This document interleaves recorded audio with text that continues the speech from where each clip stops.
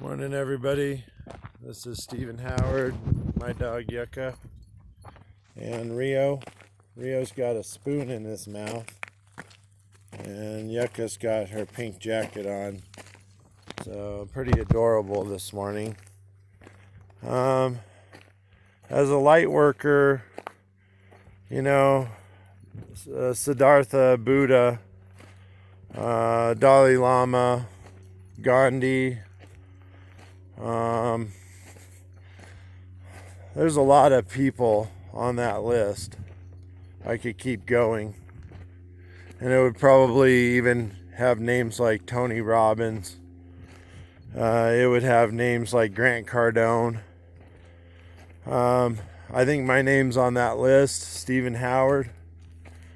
I can tell you that the hardest times in your life, the times when your car's broke down, you're living in the mountains on rations, and your food card doesn't come on till the first or second or whatever, and you're still on the path. You've had a great month. It's been the month of August into September. It was a weird month. For me, September lasted forever and still is. And I'm coming into October pretty weak, pretty empty. My cup's empty, and I feel like I'm coming up short. I feel like I'm about to be suffering, maybe. I don't know. I think that in suffering, it's the yin to the yang. It's the balance that allows you to kind of see how good you have it when you have it.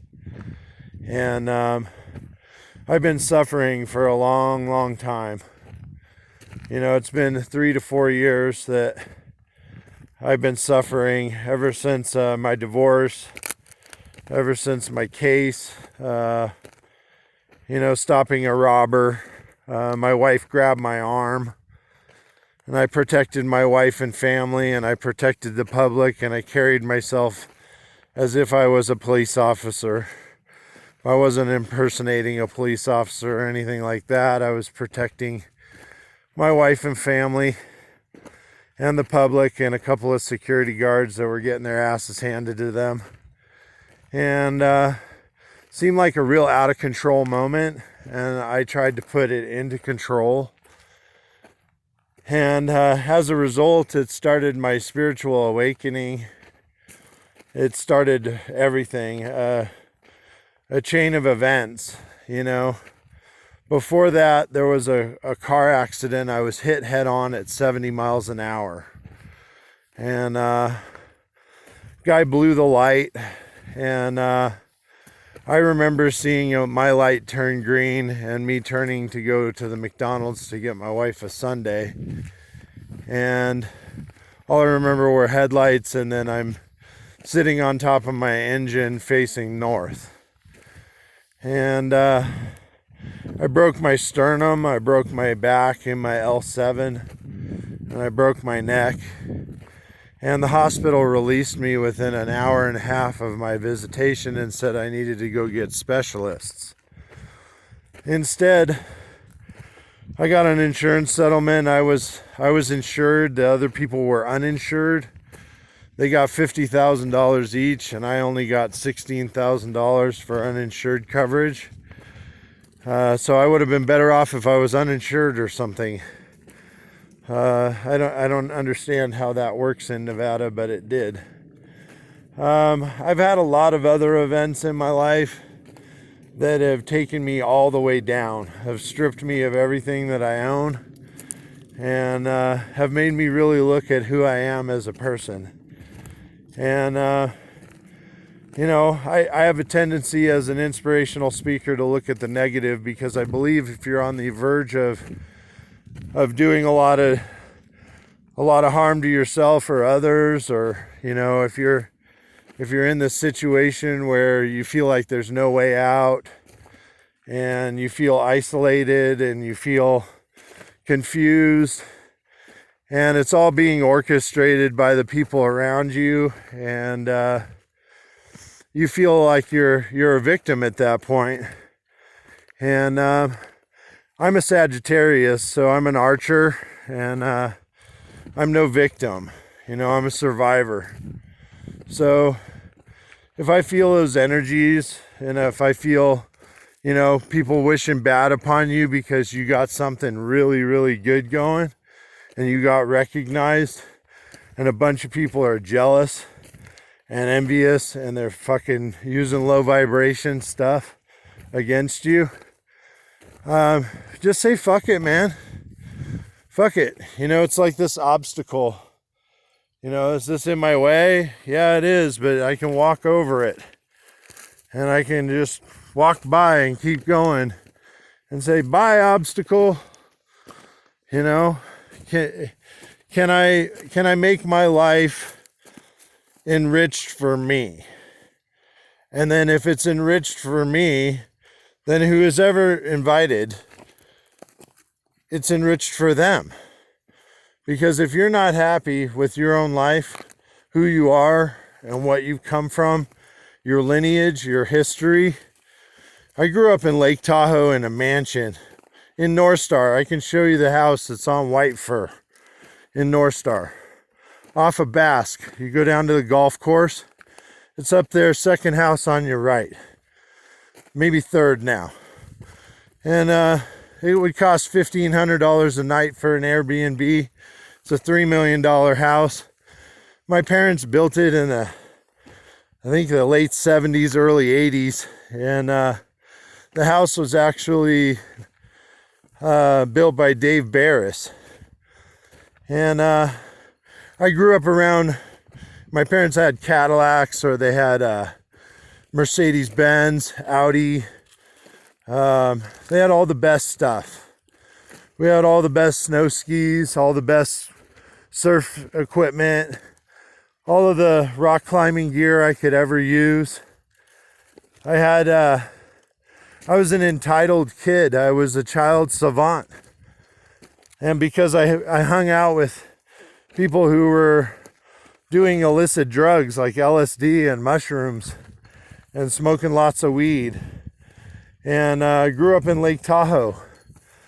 I grew up around rough kids that would beat the crap out of you because you were a rich kid. And I grew up with a lot of fear. I was a big kid, but I grew up feeling very small.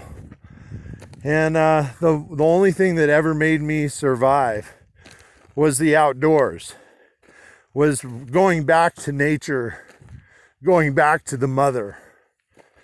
Right over the hill is La Madre Spring, the mother spring.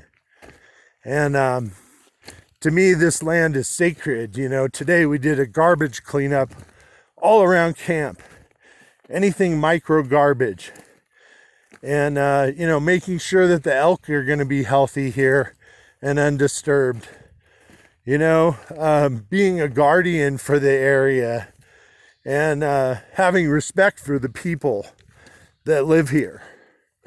So I've done my very best, and I'm probably going to move on here shortly.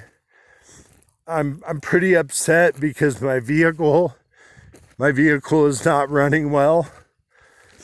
It's running really rough. I feel like it's going to blow up. And I might need to get a tow on Monday, and I might need a room for a few days with my dogs. But, I'm going to still be recording. I'll still be talking about what I'm feeling, what I'm going through. I'm just a human being. We all make mistakes. I've been through shit that would kill most people, or people would kill themselves. And I did it with style. I did it for my buddy Bill Heckel and Christian Morin and Kathy Smith, and the list goes on and on. Clea Tasker, uh, David McDuffie, Deanna Justice, there's a lot to what has happened, and nobody really realizes until I'm gone, until I'm not in your life, and I'm somewhere else stuck, and I'm doing the lesson for somebody else. So I'm a real healer, man. I'm a real guide. I'm the brass tacks. I'm the guy that when all your chips are down, I'll still stand by you, and we'll go rock climbing or kayaking or surfing, or we'll do something crazy that you never did before, and we'll do it safely, and we'll find a way to make our lives more enriched. I really dig Jamie O'Brien. He was a friend of mine, actually, for a little while in San Diego. I don't know if you remember me, Jamie, but I used to hang out at Tourmaline and all those places. And a lot of people are recognized in extreme sports, and they're recognized for how wonderful their careers have been. Me, I kind of got lost in more of the spiritual side. I can really relate to my buddy Jay Adams. Jay was a pro skater. Look up his story. A lot of people think Jay died of drug addiction or suicide or something. But he had a 3-wave hold down at Puerto Escondido and was saved by lifeguards on a heavy day. And when he went home, he felt like shit, so he went to bed. And he died of a massive heart embolism from getting the bends. Like a scuba diver, he had been held down so hard that it had made an oxygen bubble go into his heart. But Jay had made his life completely turn around from being in prison and always being the heaviest dude in the room. So, I've never been to prison. I've never been to war. But I feel like what we're going through is both. I feel like we're quarantined. We're required to wear masks. Everybody's kind of complying. And, people are worried. There's not enough to go around. And they're waiting for people to make shitty decisions.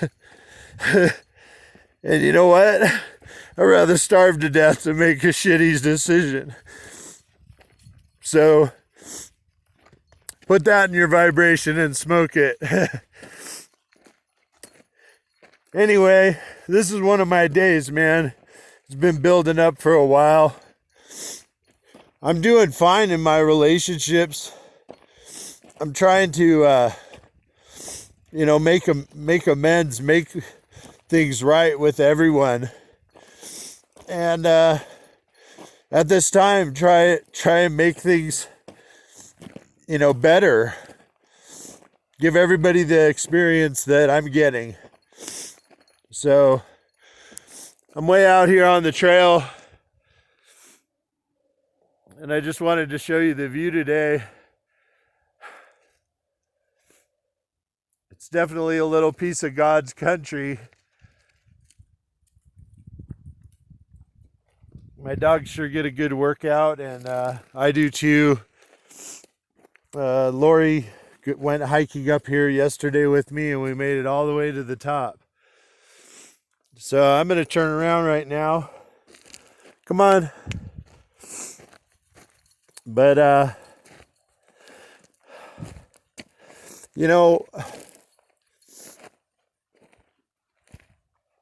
feel like in the grand scheme of things, as long as you have fire, water, protection,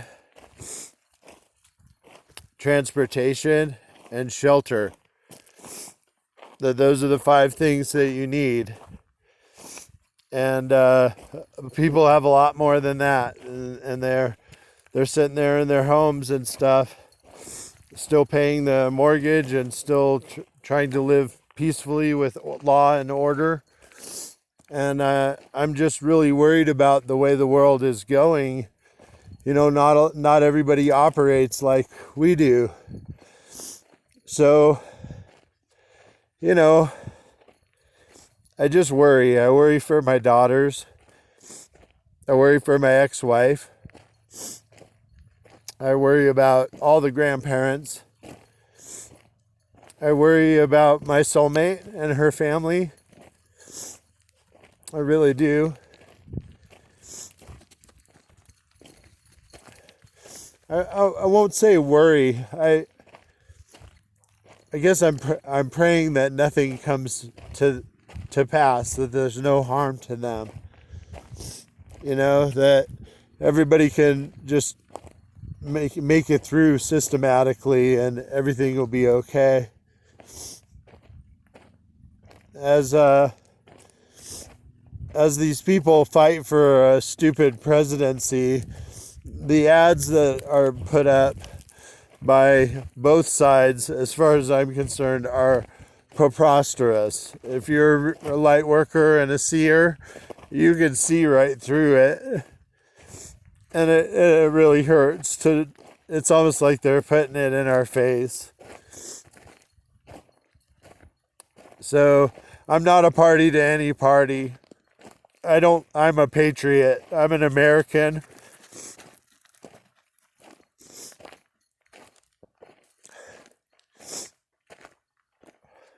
What you're looking at is the result of PTSD.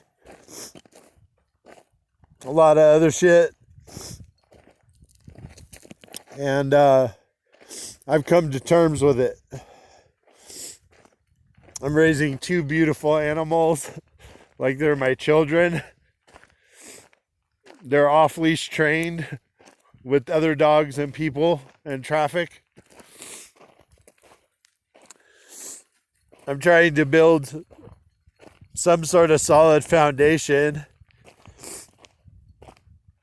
and make myself available to work and be prosperous. So, my core value, we've gone back and forth with this one, but my core value, I have a movie for Hollywood. I came down here to go and make like $11 million. I was just using a $35,000 a year job as a catapult.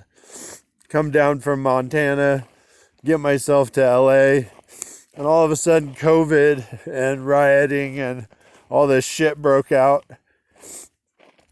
So I have a wonderful movie for the public. It's called Breaking the Chain. I'm a motocross racer, and I die in the first 4 minutes of the Mint 400.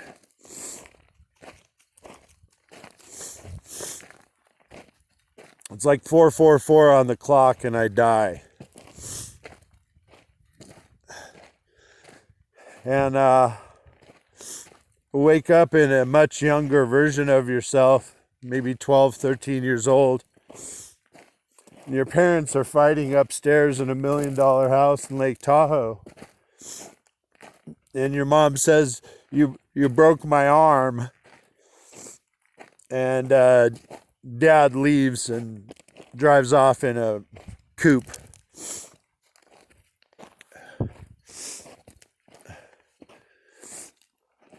So the 12, 13-year-old kid just starts hitchhiking to Yosemite Valley. Becomes a fucking rock climber.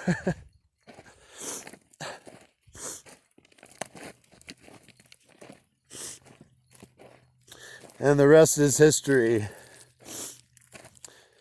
I hope you guys have a blessed day.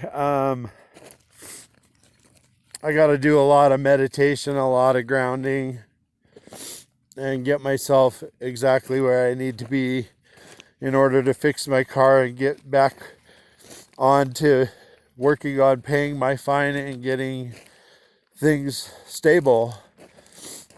So as I trip down the trail, yeah, life's a trip, man. It's a long, strange trip. What a long, strange trip it's been. Have a good day.